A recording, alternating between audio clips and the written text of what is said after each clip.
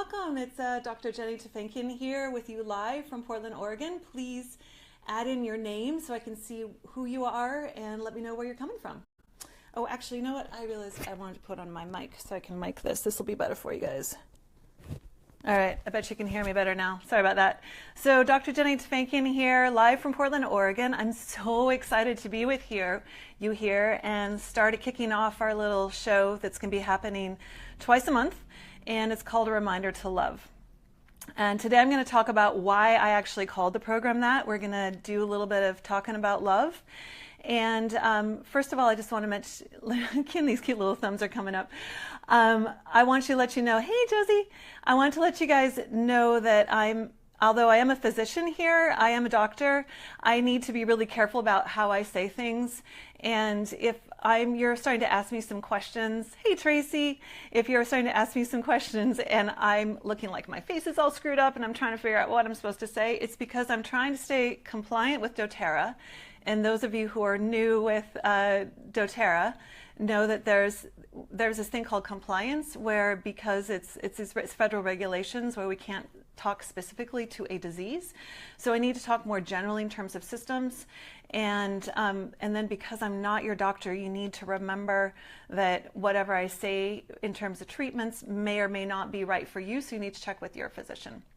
So again, just bear with me as I'm trying to kind of fit into all these different regulations. When I'm in my clinic office, I get to be just tell my patients as much information as they want are ready to absorb. But here I need to be a little bit more careful with what I say. So why did I call this A Reminder to Love?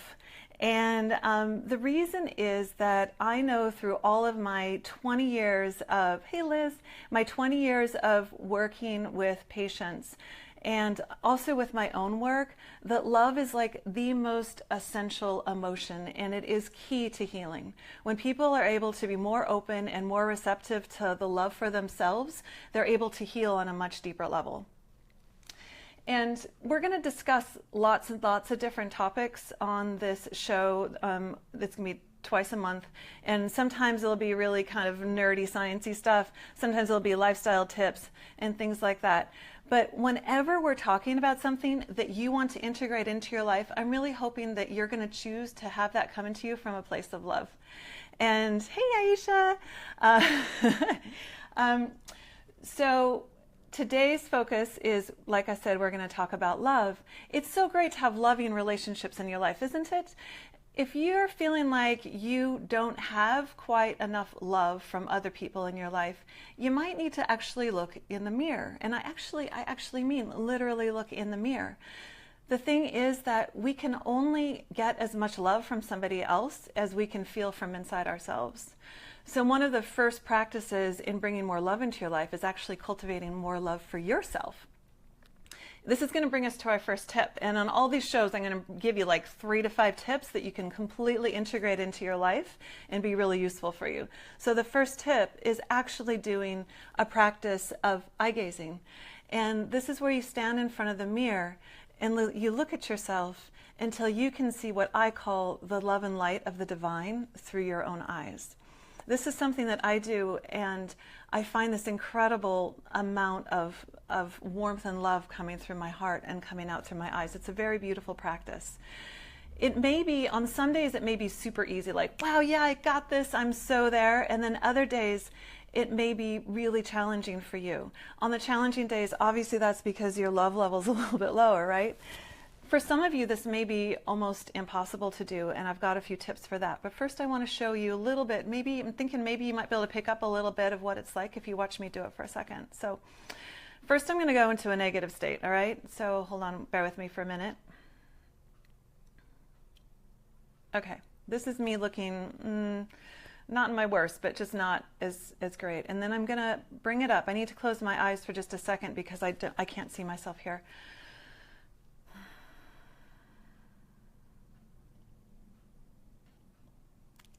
Okay, I'm back.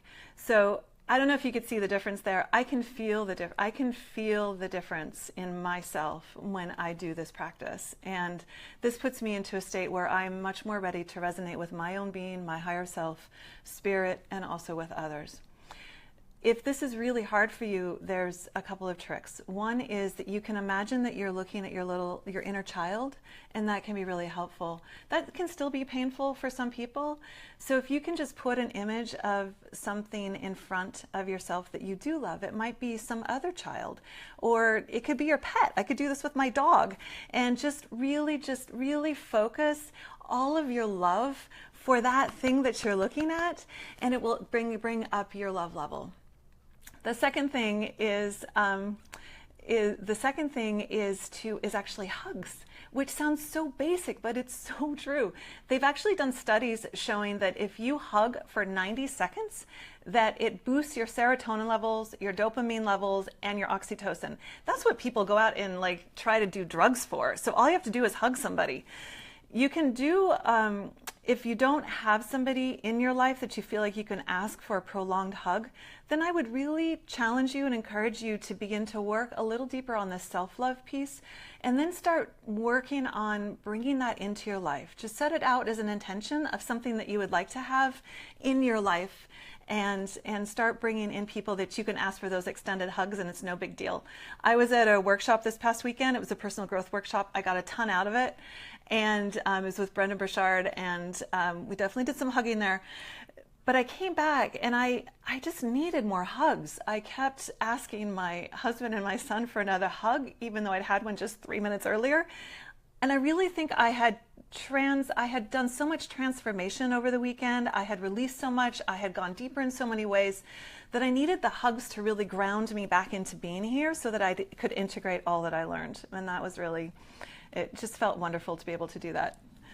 The other thing is that, as you all know, we have these amazing gifts from the earth. And they are, as many of you know what I'm going to talk about, is the essential oils.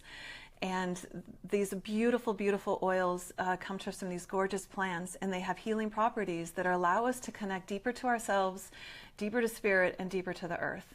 And my absolute number one favorite oil for love is rose.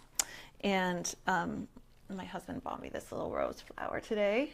And rose has so many properties to it. Laura Jacobs was talking about how if you were to meet Rose and she was somebody you're going to meet, her 3 qualities are intimacy, connectivity, and radiance. I just found, when I think of those words, I mean, aren't those words that just sound wonderful for a really beautiful relationship?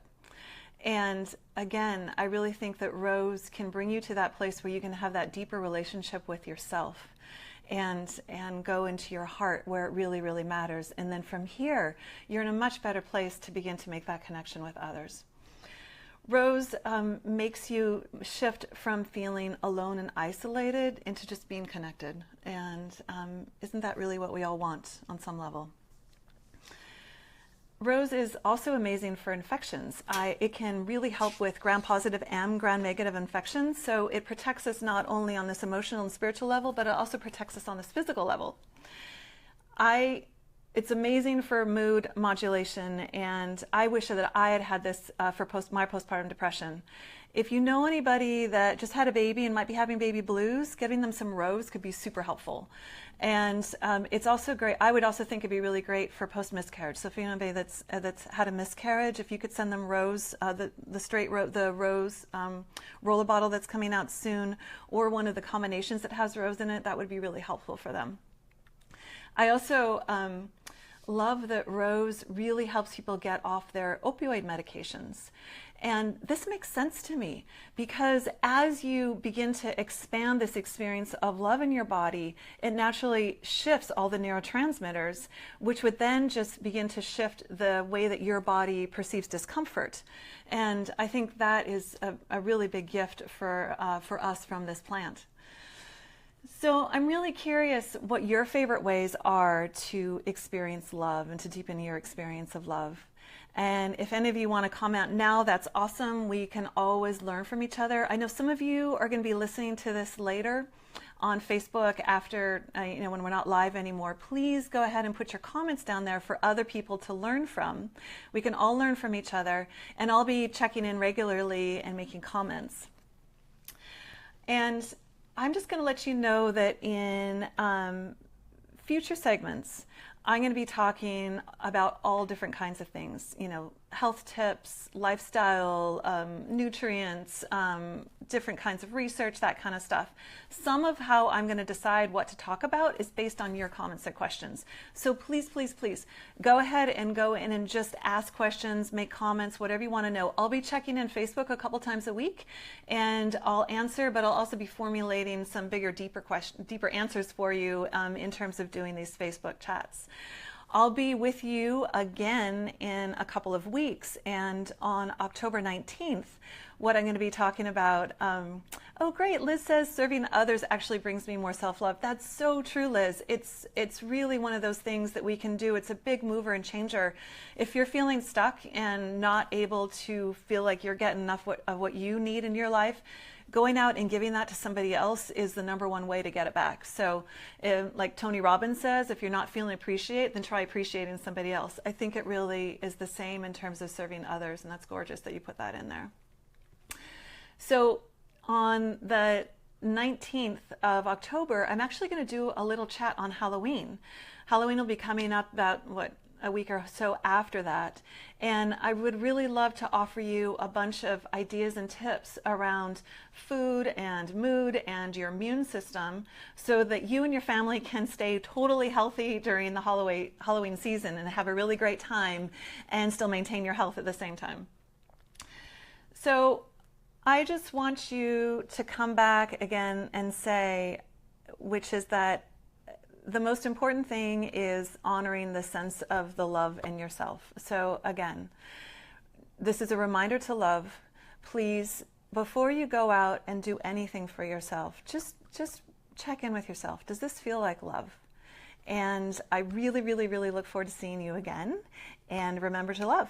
All right, take care.